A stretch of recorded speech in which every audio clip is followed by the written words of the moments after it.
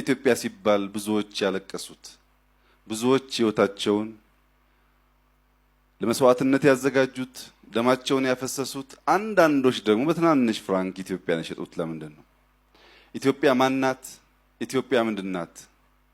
ኢትዮጵያ የምትባል ሀገር እምነት ባይኖር ኖሮ አሁን ክርስትናና እስልምና ባይኖር ኖሮ ኢትዮጵያ በግማሽ እንደምትቀንስ አታስቡም? እምነት ለካ አንዱ የኢትዮጵያዊነት ምሰሶ ነው። እምነትን እምነት ያደረገውና ያጸናው ምንድነው? አሁን ኦርቶዶክስ ውስጥ ዜማ ባይኖር በሙስሊም እምነት ሌላው ቀርቶ አዛን ሲወጣ ሐሳቡን ማወቅ ብቻ ሳይሆን የተሻለ ድምጽ ያለው ሰው ካልሆነ ጥሪ ማድረግ አይችልም። ያን አብረን እንስገድ የሚለውን ጥሪ የሚያቀርቡ ሰዎች ያንኑ ሐሳብ በተሻለ ድምጽና ዜማ ማቅረብ የሚችሉ ሰዎች ናቸው። የሚያሰግዱም በስብከት አካባቢም እንደምታውቁት ዜማ ከሌለ ሰው ለአንድ ሰዓት ለሁለት ሰዓት ተቀምጦ ስብከት ሊሰማ ይቸገራል።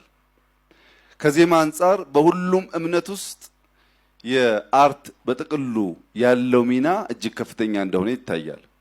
ከስነ ጽሁፍም አንጻር ስንመለከት መጽሐፍ ቅዱስ ባይጻፍ ኖሮ ቁርአን ባይጻፍ ኖሮ ለ2000 ዓመት እንኳን ሳይጻፍ ተጽፎ በጣም ይበረዛል። ግን ለ2000 ዓመት ባለው ዕውቀት ልክ ማዝለቅ ይቻል ነበር ወይ?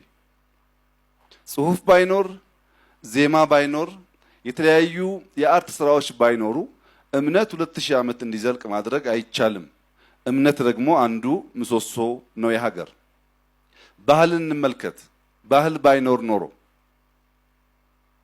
የእያንዳንዱ አካባቢ ያመጋገብ፣ ያዘፋፈን፣ ያለባበስ ባህሎች ይበልጥ ጎልተው እንዲወጡ የሚያደርገው አርት ነው።